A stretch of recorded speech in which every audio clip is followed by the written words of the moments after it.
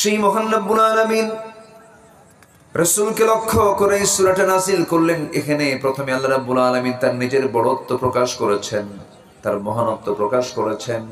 এরপরে কোন কোন বান্দাগুলো সফল, কোন কোন কাজে বান্দা সফলতা নিশ্চিত করতে পারবে, সেই কাজের তথ্যগুলো রাসূলকে জানায় দিয়ে বলছেন, হে রাসূল সবাইকে আপনি এটা জানায় দেন।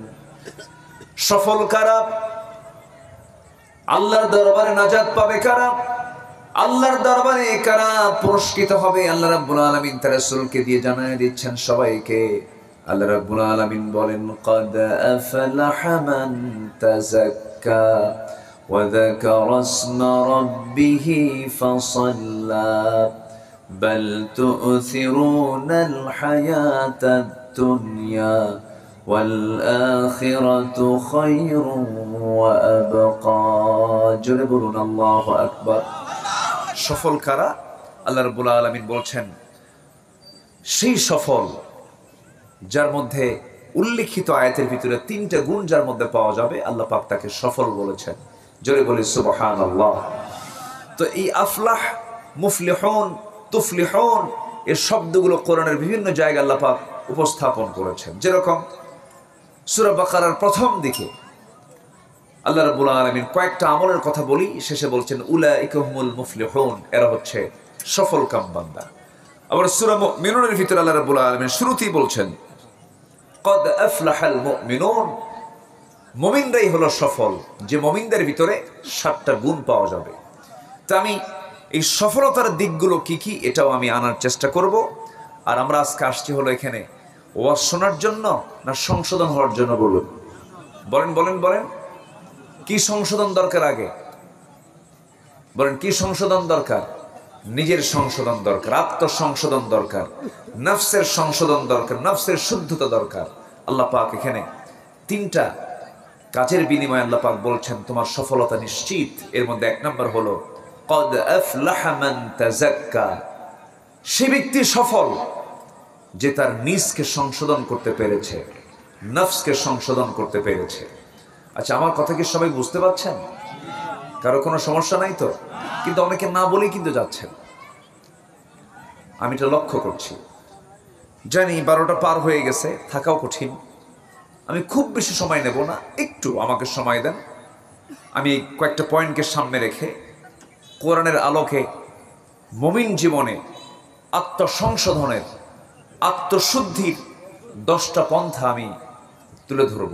এর মধ্যে যেখান থেকে তেলাওয়াত করেছে এখানে 3টা, আর বাকি আছে 7টা। কোরআনকে সামনে রেখে 10টা পন্থা আমি একটা একটা করে বলবো। শুধু আপনি আলোচনা শুনছেন না, এই আমার আলোচনাটা হোল ওয়ার্ল্ডে চলে যাচ্ছে। এখানে অনলাইন আছে, লাইভ আছে, প্রযুক্তির কল্যাণে ইউটিউবে আগামীকালকে এগুলো আপলোড হয়ে যাবে, কোটি কোটি মানুষের কাছে আলোচনাগুলো চলে যাবে। এই জন্য এই কথাগুলো আমাদের একটু মেপে মেপে হিসাব করে করে, কোরআনের কথা তো আসলে অমাপা বলা যাবে না, আবেগ এমনি একটা কথা বলা যাবে না। আমি একটু পয়েন্ট ভিত্তিক কথাগুলো বলতে চাচ্ছি, কিন্তু সবার কাছে আমি সহযোগিতা চাচ্ছি হলো আমার সঙ্গে সবাইকে শেষ পর্যন্ত থাকতে হবে। সবাই রাজি আছেন তো ইনশাআল্লাহ? একটু আওয়াজ দেবেন ইনশাআল্লাহ। আল্লাহ কবুল করুন, জোরে বলি আমিন। আজকের মাহফিল তো কবরস্থানকে কেন্দ্র করে, তাদের জন্য দোয়া হবে শেষে। এটা একটা অংশ মাহফিলের।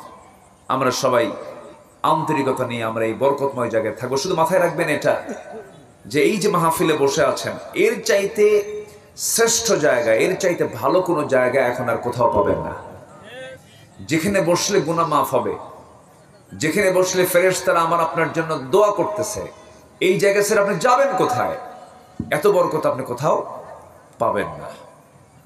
সম্মানিত ভাইয়েরা, সফলকে নাম্বার 1 হচ্ছে যে নিজেকে সংশোধন করতে পেরেছে, তাসকিয়াতুন নফস, নফসের শুদ্ধতা জানতে পেরেছে।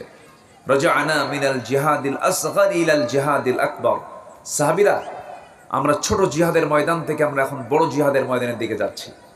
সাহাবীরা তখন রক্তাক্ত, জিহাদের ময়দান থেকে অস্ত্র হাতে নিয়ে ফিরে আসতেছেন।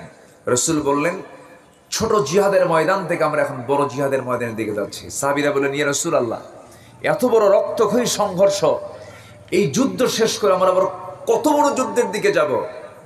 রাসূল বলছেন আল মুজাহিদু মান জাহাদা নাফসা, প্রকৃত মুজাহিদ তো সেই যে তার নফসের বিরুদ্ধে জিহাদ করতে পেরেছে। জোরে বলি সুবহানাল্লাহ। নেতৃত্বের একটা লোভ আছে না নাই বলেন তো? আস্তে কয়, আস্তে কয়। সম্পত্তির অবৈধ কামনা আছে না নাই? আচ্ছা, নারীর সৌন্দর্যের অবৈধ কামনা আছে না নাই? আচ্ছা। আল্লাহ পাক নেতৃত্ব নিতে বাধা দেননি, কিন্তু চায়া নেতৃত্ব নিও না। সম্পদ লোভ করতে আল্লাহ পাক মানা করেননি, কিন্তু নিজের সম্পদ কষ্ট করে উপার্জন করো বৈধ পথে, সমস্যা নাই। যৌন কামনাকে আল্লাহ পাক হারাম করেননি। তোমার যৌন কামনা থাকবে, আমি তোমাকে সেই কামনা বাসনা দিয়ে দুনিয়াতে পাঠিয়েছি, কিন্তু অন্যের বউ না নিজের বউ? আস্তে কয়, অন্যের বউ না নিজের বউ? অন্যের বউ হলো পরকিয়া, গুনাহ হয়ে যাবে। আর নিজের বউ যত তাকাবেন তত সব পাবেন। সুবহানাল্লাহ বলবেন না? আরো জোরে বলেন সুবহানাল্লাহ। আমার বন্ধুগণ, যে ব্যক্তি তার নফসের বিরুদ্ধে জিহাদ করতে পেরেছে সেই তো মহা সফল। নামাজে দাঁড়ালাম, মনে মনে চিন্তা করলাম আমি কমিটির সভাপতি, আমাকে সবাই দেখতেছে আমি নামাজ পড়ি, আমি নামাজ পড়তেছি, আমি দেখানোর জন্য নামাজ পড়লাম। মাহফিলে এসেছি, দান করতে হবে, 10,000 টাকা দান করলাম, আমার নামটা বড় করে বলবেন সবাই যেন জানতে পারে। বড় সমস্যা হয়ে গেল, আমি লোক দেখানোর জন্য দান করলাম। টাকা আছে, হজে গেলাম, 7 লক্ষ টাকা খরচ করে হজ করে দেশে ফেরার পর যখন কেউ তাকে হাজি বলে না, মনটা খারাপ করে বলে, ভাই 7 লক্ষ টাকা খরচ করলাম, হাজি কও না কেন? কি আছে না কেন বলেন? তাহলে আমি হজটা করলাম, হাজি নামটা অর্জন করার জন্য দান করলাম, মানুষ আমাকে দানবীর বললে, এই জন্য আমি দানটা করলাম। আমি নামাজ পড়লাম, আমাকে সভাপতি, সৎ সভাপতি বলবে, ভালো সভাপতি বলবে, এই জন্য আমি নামাজ পড়লাম। বলুন তো, এই নামাজ যদি ইবাদত, এই হজ যদি ইবাদত, দান সদকা যদি ইবাদত, কিন্তু এই ইবাদতের কোনো পুরস্কার কি আমার আল্লাহর কাছে আছে নাকি? আসতে বলবেন না, আছে নাকি? নাই।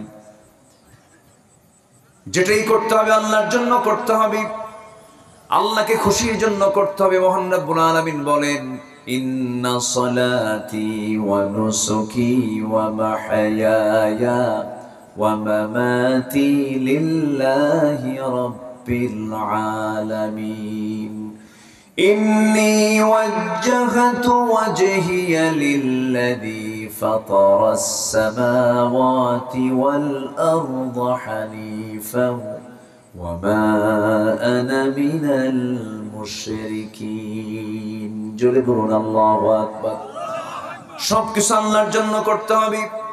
আমার নবীজি সাহাবায়ে কেরামকে নিয়ে হিজরত করে মক্কা থেকে মদিনায় চলে এসেছেন। একজন মক্কা থেকে মদিনা পর্যন্ত এসে নবীর সামনে বসে বলে, হুজুর আমি আপনার জন্য হিজরত করেছি। রাসূল মুস্কি হাসি মেরে বললেন, ও উপস্থিত ব্যক্তি, তুমি আমাকে এমন মিথ্যা কথা বলছো কেন? কেন হুজুর আপনি বলুন। রাসূল বলছেন, না, তুমি আমার জন্য আসো নাই, দিনের জন্য আসো নাই, তুমি এসেছো অমুক মহিলা তোমার প্রিয় মানুষ, সে হিজরত করেছে, তার লোভে তুমি মক্কা থেকে মদিনা আসছো। ইন্নামাল আমালু বিন্নিয়াতি, হাদিসের প্রেক্ষাপট হলো এটা। তুমি আমাকে খুশি করার জন্য আসো নাই। ওই নারী যদি হিজরত না করতে, তুমি হিজরত করতে না। তোমার নিয়তের বড় খেলাফ হয়েছে, তুমি মুহাজির নও। রাসূল তাকে ধরে ফেললেন।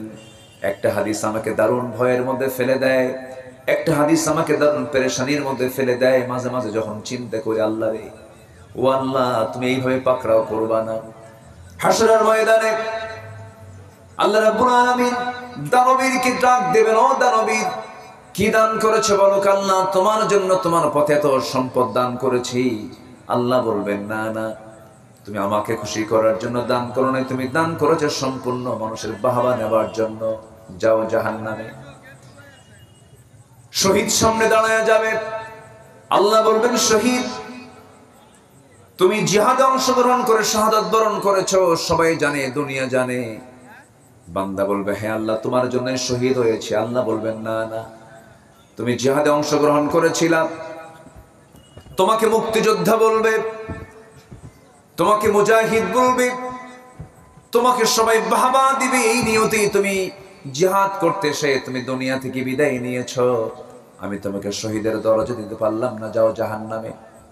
অনেক আলেমদেরকে ধরা হবে, ও আলেম তুমি ইলম অর্জন করেছো কিসের জন্য? বান্দা বলবে আল্লাহ তোমার দ্বীন শেখার জন্য, তোমাকে খুশি করার জন্য। না না, তোমাকে আলেম বলবে, তোমাকে হাফেজ বলবে, তোমাকে কারি বলবে, তোমাকে মুফতি বলবে, তোমাকে শাইখুল হাদিস বলবে, অনেক কিছু বলবে। তুমি এই বাহাবা নেবার জন্য তুমি ইলমটা হাসিল করেছো, আমার জন্য তুমি ইলমটা হাসিল করো নাই। যাও জাহান্নামে চলে যাও। তাহলে আমি এতক্ষণের আলোচনায় আমি আপনাকে যেটা বোঝাতে চাচ্ছি, বলুন তো আমল আগে না নিয়ত আগে? জোরে জোরে জোরে জোরে জোরে জোরে বলেন। আমল আগে না নিয়ত আগে? বলেন।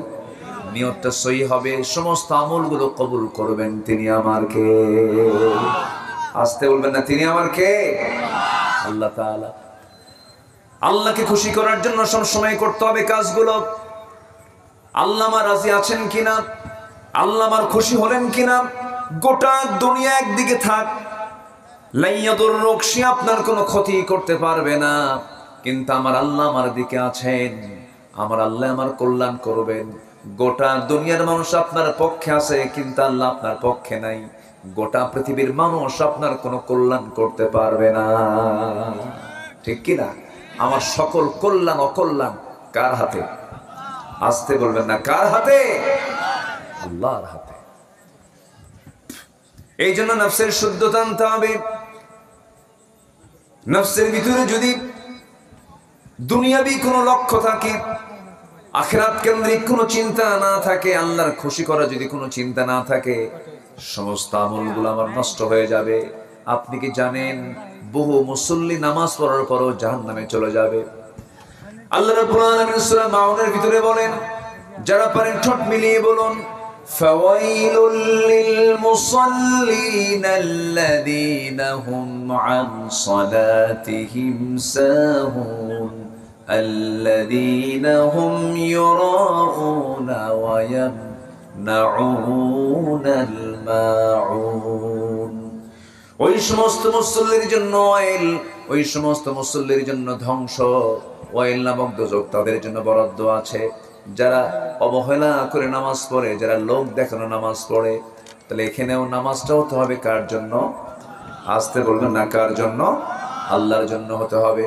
সফল কোন মুসল্লি? আল্লাহ রাব্বুল আলামিন বলেন, قد أفلح المؤمنون الذين هم في صلاتهم خاشعون والذين هم عن اللغو معرضون والذين هم للزكاة فاعلون والذين هم لفروجهم حافظون والذين هم لأماناتهم وعهدهم راعون والذين هم على صلواتهم يحافظون أولئك هم الوارثون الذين يرثون الفردوس هم فيها خالدون جربون الله أكبر। 7 কাজের সফলতা কয় কাজে বলেন? আজ তো না, কয় কাজের সফলতা? 7 কাজের সফলতা। সংশোধন হওয়ার জন্য, নিজের জীবনকে পরিবর্তন করে নেবার জন্য, জান্নাতের গ্যারান্টি নিশ্চিতভাবে দুনিয়াতে পাওয়ার জন্য আমাকে আপনাকে 7টা কাজ করেই আমাকে সংশোধন হতে হবে। নাম্বার 1 হলো নামাজকে দেখানো না আল্লাহকে খুশি করা? জোরে বলেন, জোরে বলেন। আল্লাহকে খুশি করার জন্য করতে হবে নামাজ। যারা মনোযোগের সঙ্গে যারা নামাজ পড়বে, খুশুর সঙ্গে যারা নামাজ পড়বে, তারা হলো সফল। নামাজের মধ্যে তাড়াহুড়ো করা যাবে না। এই যে মাহফিলে বসে আছি, তাড়াহুড়ো করা যাবে না। তাড়াহুড়ো করা মানেই হলো সে আমলটা বরবাদ হয়ে যাওয়া, সে আমলটা নষ্ট হয়ে যাওয়া। দেখবেন কিছু কিছু মুসল্লি আছে মসজিদে সবার পরে যায়, আবার সবার আগে বের হয়ে আসে। আছে না? এরকম আছে না? যায় সবার পরে, আসে সবার আগে, কিন্তু সেই আবার ইমামকে লোকমা দিয়ে দেয়, হুজুর তাড়াতাড়ি খুতবা শেষ করেন, হুজুর তাড়াতাড়ি খুতবা শেষ করেন। কিন্তু যে ইমানদার হবে, যে প্রকৃত নামাজি হবে, তার কাছে যখন নামাজ এসে যখন দাঁড়ায়া যাবে, তার কাছে মনে হবে নামাজ যদি একটু লম্বা হতো আমি আল্লাহর সঙ্গে বেশি লম্বা সময় কথা বলতে পারতাম। গত 2 বছর আগে রমজান মাসে মদিনা মুনাওয়ারায় তারাবির পরে এবং ফজরের আগ দিয়ে কিয়ামুল লাইল সেখানে হয়, কিয়ামুল লাইল রাতের নামাজ হয় জামাতের সাথে। সেই রাত্রে আমি ওই ইমামের পেছনে, যে ইমামের বয়স 90 বছর প্রায়, তিনি রাসূলের সেই মদিনার মসজিদে তিনি নামাজ পড়ানো শুরু করলেন কিয়ামুল লাইল। 2 রাকাত নামাজ শেষ করেছেন, সময় লেগেছে প্রায় 39 থেকে 40 মিনিট। আল্লাহু আকবার বলেন। কি ধৈর্যের দরকার আছে না নাই? 2 রাকাত নামাজ কয় মিনিট বলেন? 40 মিনিট। যদি আমার দেশের কোন ইমাম যদি এরকম 2 রাকাত নামাজ পড়তে নিয়ে, নফল বাদ দেন, ধরেন ফজরের ফরজ নামাজ যদি 40 মিনিট ধরে যদি ফজর নামাজ পড়ে, বলেন তো মুসল্লি কি করবে? প্রথম রাকাতেই জারি চলে যাবে। হ্যাঁ, হয়তো নামাজটা কোনো মতো শেষ করবে, নামাজের মধ্যে তার কিছু বলার কায়দা নেই। নামাজ শেষ হওয়া মাত্র বলবে হুজুর আপনার তো কাম নাই, আমাদের কাম আছে, টোপলা বান্ধেন, চাকরি আউট। আমার কথা কি বুঝতেছেন? কিন্তু না, যে প্রকৃত যে নামাজি, প্রকৃত যে ইমানদার, তার কাছে নামাজ যত লম্বা হবে তার কাছে তত প্রিয় মনে হবে। জোরে বলি সুবহানাল্লাহ, জোরে বলি সুবহানাল্লাহ। নামাজের মধ্যে মজা পেতে হবে। নামাজের মধ্যে মজা তো সেই পাবে যে দিল থেকে যে নামাজটা পড়বে, যে মন থেকে নামাজটা পড়বে, সেই নামাজের মজা পেয়ে যাবে। নামাজটা একমাত্র আল্লাহর খুশির জন্য পড়তে হবে। নামাজ অত্যন্ত মনোযোগের সঙ্গে পড়তে হবে। আল্লাহ রাব্বুল আলামিন 1 নম্বর বললেন খুশুর সাথে নামাজ পড়, খাশিউন, খুশুর সঙ্গে নামাজ পড়তে হবে। আমার নবীজি নাই এমন একটা সময় এক বেদুইন সাহাবী এসে সাইয়েদনা আলীকে পেয়ে বলতেছে, আলী মাঝে মাঝে নামাজের মধ্যে আমার দুনিয়ার কথা মনে হয়, নামাজ কি আমার কবুল হবে নাকি? সাইয়েদনা আলী শক্ত ফতোয়া মেরে দিয়ে বলছেন, না কবুল হবে না, নামাজ হবে না, যাও। সাহাবী হতাশ হয়ে ফিরে গেলেন বাড়িতে। কিছুক্ষণ পরে রাসূল এসে বলছেন, আলী তুমি আমার অনুপস্থিতিতে কাউকে কিছু বলেছো নাকি? হুজুর আমি বলেছি। কি বলেছ? নামাজের মধ্যে দুনিয়ার কথা মনে হলে পরে নামাজ কবুল হবে না। শক্ত ফতোয়া তিনি দিয়ে দিয়েছেন। আমার নবীজি কিচ্ছু বললেন না, শুধু বলেন, আলী সুন্দর করে ওযু বানায় নাও, নামাজে ওযু বানায় নিয়ে তুমি নামাজে 2 রাকাত নফল নামাজ আদায় তুমি দাঁড়ায়া যাও। 2 রাকাত নফল নামাজ শেষ হয়ে যাবে, আমি আমার পক্ষ থেকে তোমাকে সুন্দর একখানা চাদর উপহার দেব। আলীর আনন্দ দেখে কে সাইয়েদনা আলী ওযু বানালেন, নামাজি দাঁড়ায় গেলেন। প্রথম রাকাত খুব মনোযোগ দিয়ে পড়লেন নামাজখানা। দ্বিতীয় রাকাতে নামাজ পড়তে নিয়া নামাজের মধ্যে তার মনে হয়ে গেল রাসূল যে আমাকে চাদরখানা দিতে চাইলেন। এই চাদরখানা মা আয়েশার ঘরের চাদর না মা হাফসার ঘরের চাদর। মন চলে গেছে কোথায়? কোথায় চলে গেছে? চাদরে চলে গেছে। নামাজটা শেষ হয়ে গেল। সাইয়েদনা আলী সালাম ফিরছেন, আসসালামু আলাইকুম ওয়া রাহমাতুল্লাহ, আসসালামু আলাইকুম ওয়া রাহমাতুল্লাহ। সালাম ফেরা শেষ। নবীর চোখে চোখ পড়ে গেল। রাসূল তার দিকে তাকায় আছেন, আলীও তার দিকে তাকায় আছেন, মুস্কি মুস্কি হাসতেছেন দুইজনই। রাসূল বলেন, আলী মুস্কি মুস্কি হাসো কেন? হুজুর আপনি যে কারণে আমিও সেই কারণে। রাসূল বলেন, আলী রে, নামাজের মধ্যে যদি তোমার মতো সাহাবীরে যদি নামাজের মধ্যে এমনটা মনে হয়ে যায়। সেই বেদুইন সাহাবী এসে প্রশ্ন করলো, তোমার নামাজের খবরটা কি?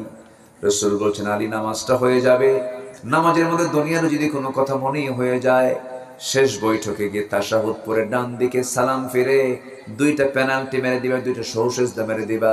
তোমার ভুল নামাজ সংশোধন হয়ে আল্লাহর দরবারে কবুলওয়ালা মুসল্লি হয়ে যাবে। নামাজ কবুল করবেন কে? আদায় করবে কে? আল্লাহ। আদায় করবে আল্লাহ। কবুল করবেন কে? আদায়ের দায়িত্ব কার? আমার। আমাকে নামাজ পড়তে হবে। আমার আলীর ব্যাপারে, সাইয়েদনা আলীর ব্যাপারে কেউ নেগেটিভ মেনে নেবেন না, নেগেটিভ মাথায় নেওয়া যাবে না। সাইয়েদনা আলীর নামাজের মধ্যে যে মনোযোগিতা ছিল, অন্য ধরনের মনোযোগ ছিল তার ভিতরে।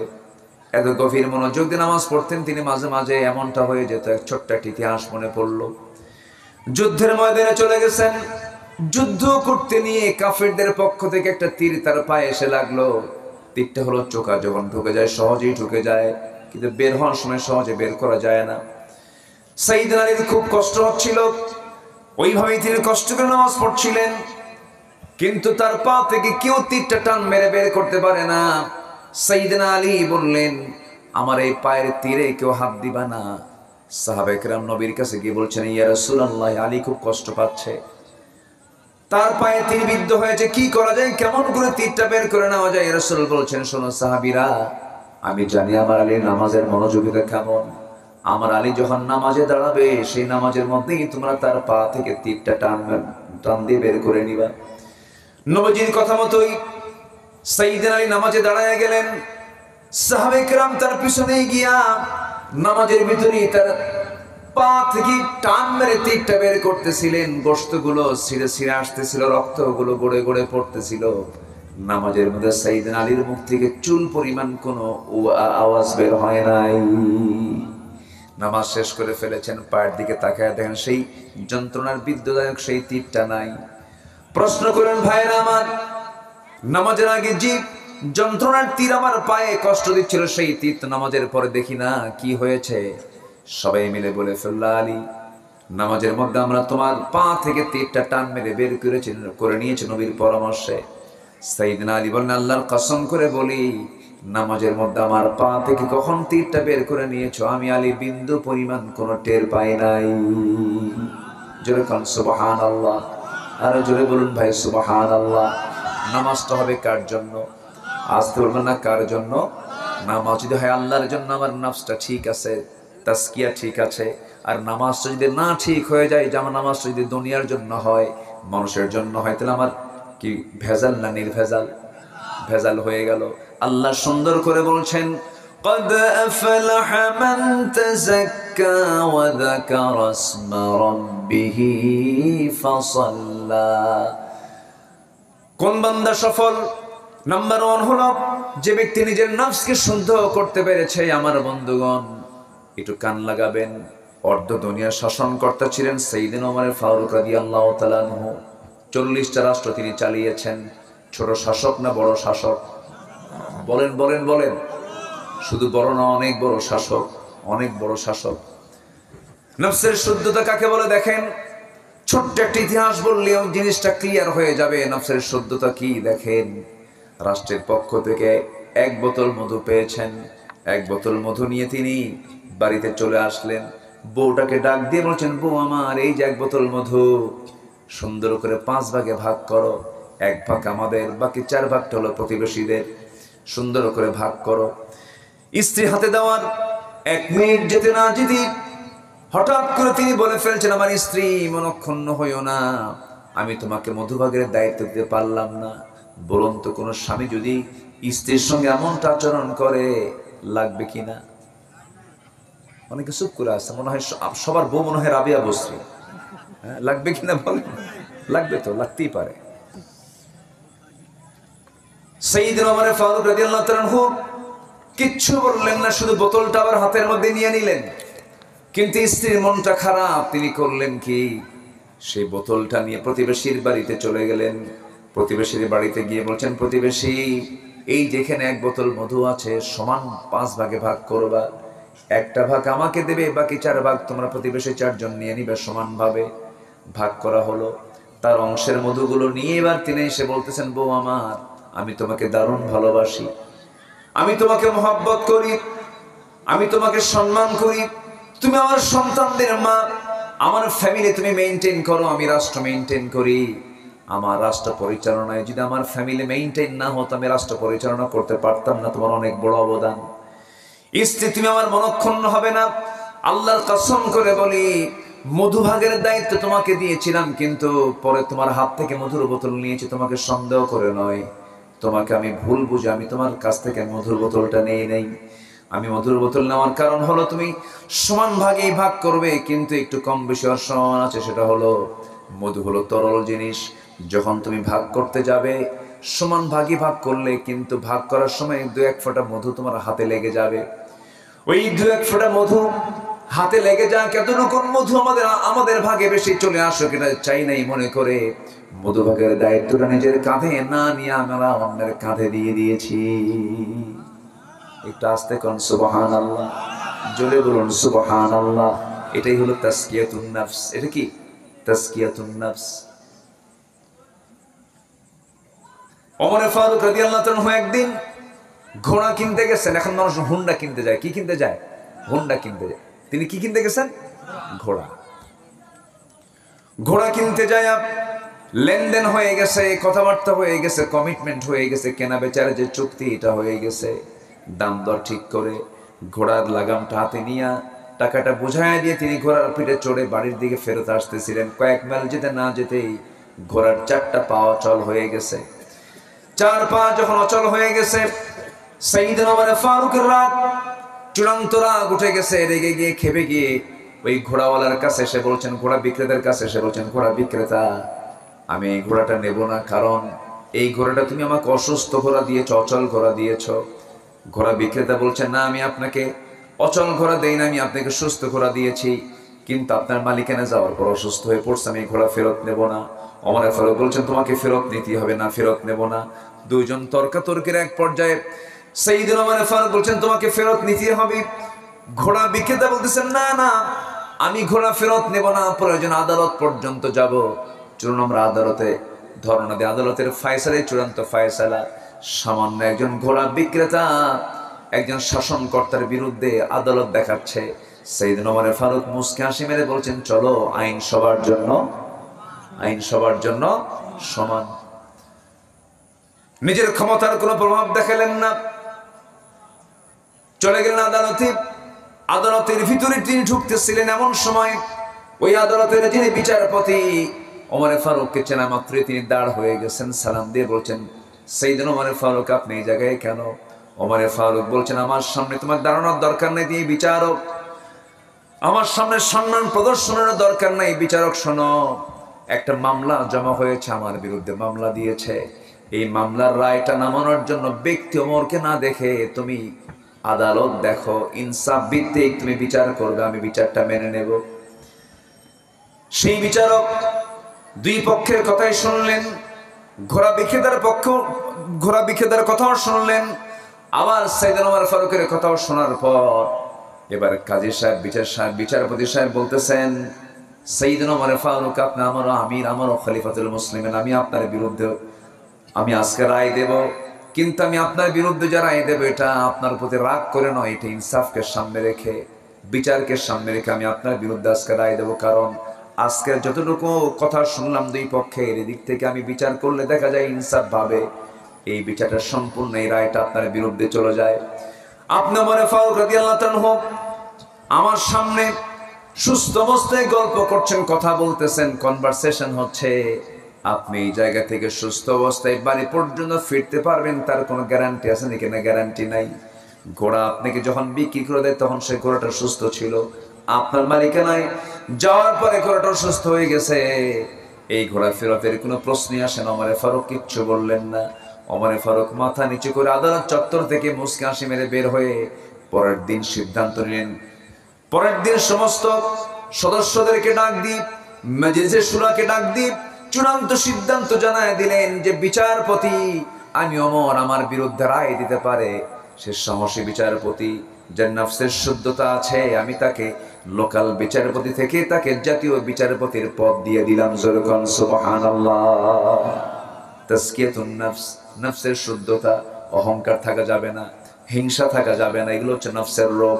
অহংকার, হিংসা এগুলো তো নাই মনে হয়, আসতে বলে আছে না? নাই, এগুলোকে বাদ দিতে হবে। আল্লাহ রাব্বুল আলামিন বলেন, قد أفلح من تزكى وذكر اسم ربه فصلى। নাম্বার 2 হলো যারা আল্লাহর নামের জিকির করবে। আমাদের মুখে জিকিরটা থাকবে কার? আসতে বলেন, জিকিরটা থাকবে কার? এই জিহ্বাটা ভিজায় রেখেছেন যিনি, তিনি আমার কে বলেন? আল্লাহ তাআলা। আমি কষ্ট দিচ্ছি আপনাদেরকে, আমি উঠেছি অসময়ে, তো অনেক রাত হয়ে গেছে, আমার মনে হয় শেষ করলেই ভালো হয় নাকি? আলোচনা চালাবো, কিন্তু কিছু কিছু ভাই তো উঠা বসা করতেছেন, যাচ্ছেন, একটু মনোযোগ দেন। আমি জাস্ট একটা পয়েন্ট আকারে আমি কথাগুলো বলে শেষ করে দেওয়ার চেষ্টা করছি। সম্মানিত ভাইয়েরা, সম্মানিত বন্ধুগণ, আমরা যে কথা বলি, এই যে আমি কথা বলছি, জিহ্বা নড়তেছে ভিতরে, আমার জিহ্বাটা কি শুকনা না ভিজানো? বলেন বলেন বলেন, শুকনা না ভিজা? রোজার মাসে বিকেল বেলা কি হয় বলেন কি হয়ে যায়? একটু শুকায় যায়, তারপরে মুখের একটা গন্ধ চলে আসে। এই যে সার্বক্ষণিক আল্লাহ তাআলা আমার জিহ্বার চতুর্দিকে ভিজায় রেখেছেন লালা দিয়ে, এই লালাটার কোনো স্বাদ আছে? বলেন, লালার কিন্তু কোনো স্বাদ নাই। এটাকে তিতাও বলতে পারবেন না, মিষ্টিও বলতে পারবেন না, কোনো স্বাদ নাই। যদি এই লালার যদি স্বাদ থাকতো, তাহলে পৃথিবীর কোনো খাবারের মধ্যে আপনি স্বাদ খুঁজে পেতেন না। যেরকম সুবহানাল্লাহ, এই লালাটা দিয়েছেন বান্দা তুমি যেন ভালো করে কথা বলতে পারো, ভালো করে যেন প্রত্যেকটা খাবারের স্বাদ নিতে পারো। সুবহানাল্লাহ বলবেন না? তাহলে যে আল্লাহ তাআলা আমার 24 ঘন্টা আমার মুখের মধ্যে লালা তৈরি করে দিয়ে আমার খাবারে আমার কথায় যিনি সচল রেখেছেন আমার এই জিহবা, এই জিহবা যিনি আমাকে ভিজায় রেখেছেন, সবার আগে জিকির হবে কার জিকির? ওয়াযাকারা ইসমা রাব্বিহি ফাসাল্লা। এরপর আল্লাহ তাআলা আমার যে কান বানিয়ে দিয়েছেন, কানের ভিতরে কি ইয়ার ওয়াক্স, কানের মধ্যে কিছু ময়লা থাকে, এলাকে কি বলে? কি বলে? খোল। খোল আবার কি? খোল তো যে গরুকে খাবার খাওয়ায় যেটা, এটা তো দেখা যায়। খোল। কানের কি? কানেরও খোল। কামসারসা, আচ্ছা, কানের খোল অর্থাৎ ইয়ার ওয়াক্স। এটা যে কানের ভিতরে যে ময়লাটা থাকে, এই ময়লাটার দরকার আছে না নাই বলেন তো? আচ্ছা, এই ময়লাটা কখনো আপনার স্বাদ নিয়েছেন কিনা? এটা কি মিষ্টি না তিতা? হ্যাঁ, একজন কাছে ভটকা, এটা তিক্ত, এটা তিক্ততা, এটার মধ্যে কোনো মিষ্টি নাই। যদি এটা তিক্ততা না হতো, তাহলে রাতের আধারে আপনি ঘুমিয়ে পড়েছেন, ঘুম মানে কি মরা, আল্লাহ বিস্মিকা আমুত, মরে গেলাম। আপনি যখন ঘুমায় পড়লেন, সেই সময় আপনার ওই কানের যদি ইয়ারক্স যদি মিষ্টি হতো, তিক্ততা না হয়ে যদি মিষ্টতা আসতো, তাহলে সব পিঁপড়াগুলো জমা হতো কোথায়? মিষ্টি আছে যেখানে পিঁপড়া যায়, সেখানে সব পিঁপড়া জমা হতো কোথায়? কানে। বলেন তো, কোন রাতকে আপনি ঘুমাতে পারতেন? আপনি ঘুমাতেন, আরেকজন পাহারা দিত, তো ও কানের কাছে যেন কোনো পিঁপড়া না আসে। কিন্তু আল্লাহ তাআলা কান বানায় দিয়েছেন, কানের মধ্যে এমন একটা তিক্ততার একটা স্বাদ দিয়েছেন যার মধ্যে কোনো স্বাদ নাই, এমন একটা জিনিস দিয়েছেন, ইয়ারক্স দিয়েছেন, কোন পিঁপড়া কোন কীট পতঙ্গ কানের মধ্যে ঢোকা মাত্রই ওই তিক্ততা পেয়ে তাড়াতাড়ি বের হয়ে চলে আসে। আল্লাহু আকবার। আচ্ছা, এরপর চোখের যে পানি, এই চোখের পানি কি দিয়েছেন আল্লাহ পাক বলেন তো? মিঠা, মিষ্টি না লবণ? মানে লন্তা না মিষ্টি? লন্তা, লন্তা করে দিয়েছেন। কেন? গোটা পৃথিবীর যত পানি আছে, সকল পানির উৎস হলো সমুদ্র। সমুদ্রের সব পানি জমা হয়, এই যে নদী নালা খাল বিলের পচা পচা জিনিসগুলো সব গিয়ে জমা হয় নদীতে, নদী গিয়ে চলে যায় কোথায়? সমুদ্রে। এখানকার পানি হলো মিঠা, সমুদ্রের পানি কি লবণ। কেন লবণ? লবণ যদি সমুদ্রের পানি না হতো, পৃথিবীর বাতাসগুলো সব নষ্ট হয়ে যেত, আবহাওয়া, এই পৃথিবীর আবহাওয়া নষ্ট হয়ে যেত, বাতাস নষ্ট হয়ে যেত, অক্সিজেন নষ্ট হয়ে যেত, মানুষ বাঁচত না, সব প্রাণী মরে যেত। আবহাওয়া যেন নষ্ট না হয়, আল্লাহ তাআলা সকল জীবাণুকে ধ্বংস করার জন্য সমুদ্রের পানিকে লবণ করেছেন। যেরকম সুবহানাল্লাহ। তাহলে লবণ মানে হচ্ছে জীবাণু মুক্ত করা। আমার চোখের ভিতরে আল্লাহ পাক কি পানি দিয়েছেন বলেন তো? লবণ পানি দিয়েছেন। বান্দা জমিনে চলতে নিয়া ধুলাবালি ঢুকবে, বিভিন্ন জীবাণু আক্রমণ করতে পারে, যেন আক্রমণ করে যেন আমার বান্দার চোখটা যেন নষ্ট না হয়। এই জন্য আমি 24 ঘন্টা চোখের পিছনে একটা মেশিন সেট করেছি। যখন কোনো বান্দার চোখের মধ্যে কোনো সমস্যা হতে নাই, আমি আল্লাহ লোন্তা পানি বের করে দিই, একই দেহ কিন্তু লোন্তা পানি বের করে দেই। সে লোন্তা পানিটা বের করে দিয়া মহান রব্বুল আলামিন আমার আপনার চক্ষুটাকে স্থায়ী অয়েন্টমেন্ট দিয়া, মলম দিয়ে ঠিক রেখেছেন। সুবহানাল্লাহ বলা যাবে না? সে আল্লাহ বলছেন, বান্দার আমার জিকির কর, ওয়াযাকারা ইসমা রাব্বিহি ফাসাল্লা, আমার জিকির করো, সুন্দর করে নিজের নফসকে শুদ্ধ করো, আমার জিকির করো, ফাসাল্লা, সুন্দর করে নামাজ পড়ো। এই কাজটা যদি করতে পারো, আমি আল্লাহ বলছি তুমি বান্দা সফল থেকে সফল। জোরে কোন সুবহানাল্লাহ। নাম্বার 4 হলো তওবা করা। কি করা বলে? তওবা করা। তওবা করব কার কাছে? তওবা করব কার কাছে? দুনিয়ার দল করছে জীবনে, আর দুনিয়ার দল করব না। দল করব কার? আরো জোরে, আরো জোরে। আল্লাহর দল করতে হবে, দুনিয়ার কোনো দল করা যাবে না। দুনিয়ার দল করবেন তো মরবেন একদম, ও যাবে জাহান্নামে, আপনিও যাবেন জাহান্নামে। আমি কিন্তু আমার কথা বলছি না, কোরআন থেকে বলছি। যারা দুনিয়ার আইনকে প্রতিষ্ঠা করতে চায় তারা বেঈমান। যারা দুনিয়ার আইনকে প্রতিষ্ঠার জন্য সংগ্রাম করে তারা কি ঈমানদার না বেঈমান? বেঈমান তারা, তাদের ঈমান নাই। নামাজ পড়ুক, রোজা রাখুক, হজ করুক, যাকাত দিক, যারা দুনিয়ার আইন চাবে তারা ঈমানদার নয়, তারা বেঈমান, বেঈমান, বেঈমান। কথা ক্লিয়ার? আল্লাহ বলছেন ওমাই ইয়াবতাগি গায়রাল ইসলামি দীনান ফালাই ইউকবালা মিনহু ওয়া হুয়া ফিল আখিরাতি মিনাল খাসিরিন। ক্লিয়ার কথা এখানে। দল করব ব্যক্তির না নবীর? আরো জোরে বলেন। দল করব ব্যক্তির না আল্লাহর? বাস, আল্লাহর দল, নবীর দল, এই দল ছাড়া কোনো দল করা যাবে না। সেই দলের নাম হবে ইসলাম। সেই দলের নাম কি হবে? আরো জোরে, আরো জোরে। তাহলে সফল হওয়ার জন্য আল্লাহ পাক বলেছেন খাঁটি মনে তওবা করো। তওবা নাকি ফিরে আসো। বাম দল করছো, ডান দলে আসো। বেনামাজি নেতার নেতৃত্ব মানছো, নামাজি নেতার নেতৃত্ব মানো। যে নেতার তোমার মৃত্যুর পরে তোমার জানাজা পড়ানোর মতো যোগ্যতা নাই, সে নেতৃত্ব মানবো কেন? এবং আল্লাহ তাআলার একদম স্পষ্ট বক্তব্য, ইয়াওমা নাদউ কুল্লা উনাসিম বিইমামিহিম, কিয়ামতের দিন প্রত্যেক ব্যক্তিকে তার নেতা সহ ডাকা হবে। কোন ব্যক্তিকে একা তোলা হবে না, সেদিন প্রত্যেক ব্যক্তিকে তার নেতা সহ ডাকা হবে। এই দেশে বেনামাজি নেতা আছে না নাই? আছে না? বলেন আছে না? আছে না? আমরা বহু বেনামাজি নেতা দেখেছি। এবং আমার দেশে স্বাধীনতার পর থেকে নিয়ে ৭১ থেকে নিয়ে এই ২০২৫ সাল পর্যন্ত এই ৫৪ বছরে বহু সরকার আসছে গেছে, কেউ কি আল্লাহর আইন প্রতিষ্ঠা করেছে? বলেন বলেন বলেন বলেন। মিনিমাম নামাজের আইনটুকু তারা পাশ করেছে? পাশ করেছে মদের আইন, পাশ করেছে জেনার আইন, জেনার লাইসেন্স দিয়েছে, জেনার লাইসেন্স, মদের লাইসেন্স দিয়েছে, সেন্সর বোর্ড অশ্লীল সিনেমার অনুমোদন দিয়েছে। নামাজ ভিত্তিক একটা আইন সংসদে কেউ পাশ করতে পারে নাই, অথচ সবার নামের আগে মুহাম্মদ লাগানো। প্রত্যেকটা মানুষের জন্ম হলো মুসলিম পরিবারে। তাহলে মুসলিম পরিবারে জন্ম নিলে মুসলমান হওয়া যায় না, ইসলাম ওয়ালা হওয়া যায় না, ইসলাম মান্যওয়ালা হওয়া যায় না। এর জন্য থাকতে হবে চূড়ান্ত মুজাহাদা। কারো দল করব না, দল করে যাব কার? আসতে বলবেন না কার?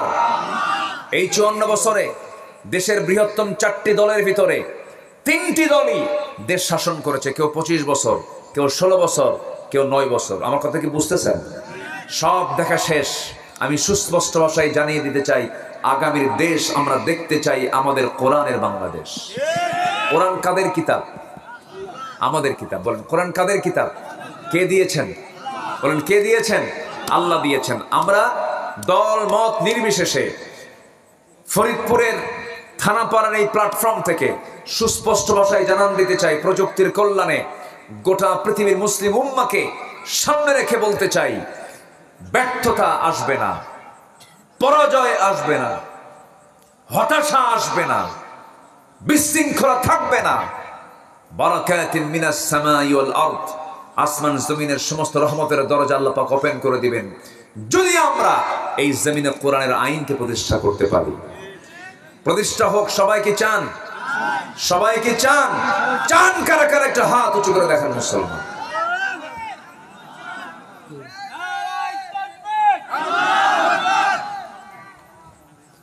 নারায়ে তাকবীর। কোরআন আছে যেখানে, কোরআন আল কোরআনের আলো, আলেম ওলামা যেখানে, আমার নেতা তোমার নেতা। আল্লাহ কবুল করুন, আল্লাহ কবুল করুন, আল্লাহ কবুল করুন। অনেক রাত হয়েছে। আজকের মাহফিলে বরেণ্য একজন মেহমান ছিলেন। জি, আমাদের শ্রদ্ধেয়, আমার অত্যন্ত প্রিয় ভাই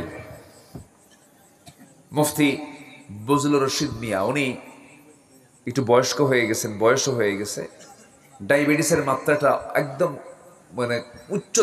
উচ্চ মাত্রায় চলে গেছে। উনি বিছানা থেকে উঠতে পারছেন না। উনি অসুস্থতার কারণে আজকে আসতে পারেন নাই। আমি নিজেও আজ থেকে ৬-৭ দিন আগে আমার দেহে ছোট্ট একটা অস্ত্রোপচার হয়েছে। আমরা অসুস্থ হলেও বিশ্বাস করে না। হুজুর আবার অসুস্থ হয়, আমরা তার কাছ থেকে পানি পড়া নেই, হুজুর ফু দিয়ে দেয়, সে হুজুর আবার অসুস্থ হবে, এটা কেমন কথা? অনেকদিন আগে ছোট্ট একটা ছেলে 7 থেকে 8 বছর বয়স আমাকে দেখে বলে, হুজুর ভাবছিলাম হুজুররা ভালো মানুষ, কিন্তু হুজুররা ভালো মানুষ না। কেন? হুজুররা বিয়ে করে, আবার হুজুরদের বাচ্চা কাচ্চা হয়। কি কথা কি বুঝতেছেন? মানে আমাদেরকে মানুষ একটু ভিন্ন ভাবে দেখতে চায়, কিন্তু না, আপনিও মানুষ, আমিও মানুষ। উনি আসতে পারেন নাই, আমরা দোয়া করি আল্লাহ পাক তাকে সেহাতে কুল্লিয়া দান করুন, জোরে বলি আল্লাহুম্মা আমিন। জি সম্মানিত ভাইয়েরা, আমি ওনার মুখ থেকে একটা কথা শুনেছি, একটি ইঙ্গিত দিয়েছেন, আমি ব্যাখ্যায় যেতে চাই না, শুধু এতটুকু বলবো, আমি সূরা আলে ইমরানের 2টা আয়াতকে আমরা একটু গবেষণা করলে সব জবাব পেয়ে যাব। এক কথা, আমাকে যখন কবরে নেওয়া হবে, কবরে নিলেই আমাকে 3টে প্রশ্ন করা হবে। মার রাব্বুক, তোমার আইনদাতাকে। আমার আইনদাতাকে বলেন তো? আল্লাহ। আচ্ছা, ওমা দীনুক, তোমার দিন কি? দিন মানে কি বলেন? দিন মানে হলো জীবন বিধান। বলেন দিন মানে কি বলেন? জীবন বিধান। তোমার জীবন বিধানটা কি? তোমার কনস্টিটিউশনটা কি? সেকুলারিজম, ন্যাশনালিজম, ক্যাপিটালিজম, সোশিয়ালিজম না ইসলামিজম? ইসলাম কিনা বলো। হ্যাঁ, আমার মতবাদ, আমার দিন হচ্ছে ইসলাম, দিনিয়াল ইসলাম। আর যদি তা না হয় তাহলে বলতে হবে দিনিয়াল কি? ন্যাশনালিজম, ক্যাপিটালিজম, পুঁজিবাদ, ধর্মের নিরপেক্ষ মতবাদ, এগুলো চলে আসবে। পৃথিবীতে ইসলাম ছাড়া 70 থেকে 80টি মানব রচিত মতবাদ আছে। 70 থেকে 80টা। আমেরিকা পুঁজিবাদী চেতনা, রাশিয়া সমাজতান্ত্রিক চেতনা, তারপরে এরকম করে গোটা পৃথিবীর, ইন্ডিয়াতে হচ্ছে সেকুলার চেতনা, এরকম করে গোটা পৃথিবীতে বিভিন্ন চেতনার মতবাদের আইনগুলো প্রতিষ্ঠা আছে। আল্লাহ বলছেন না, সকল আইনকে পরাজিত করে আমার আইন, আমার যে বিধান, কোরআন এমন একটি কিতাবের নাম যার মধ্যে ফৌজদারি দণ্ডবিধি আছে, পারিবারিক ল আছে, সামাজিক ল আছে, রাষ্ট্রীয় ল আছে, অর্থনীতি আছে, এমন কিছু নাই যা বাদ পড়েছে। কিন্তু কোরআনের কি একটা আইন, একটা বিধান কি সমাজে চালু আছে? নাই। সম্মানিত ভাইয়েরা, এটাকে আমাদের মাথায় নিয়ে আসতে হবে। আমি জমিতে ধান লাগাবো, আমি চাষি, আমার ধান আমি পাবো কিনা, বন্যা হয় কিনা, এই চিন্তা করলে কি চাষি কোনোদিন ধান লাগাতে পারবে? আমার বিজয় হোক আর না হোক, আমার দলে কম লোক হোক আর বেশি লোক হোক, এগুলো আমার দেখার বিষয় না। ইউকতাল আও ইয়াগলিব ফাসাউফা নুতিহি আজরান আযীমা। বিজয় হও অথবা পরাজিত হও, আমি তোমাকে বিজয় দান করব, আমি তোমাকে পুরস্কার দিয়ে দেবো। আল্লাহর পুরস্কার তো আমাদের সব মূল টার্গেট হচ্ছে জান্নাত পাওয়া। এই জন্য আসুন আমাদের চেতনাকে পরিষ্কার করি, আমাদের আকীদাকে, আমাদের বিশ্বাসকে আমরা পরিষ্কার করে ফেলি। তাজকিয়াতুন নফস সব জায়গায় হয়ে যাক। আল্লাহ পাক আমাদের কবুল করুন, জোরে বলি আমিন।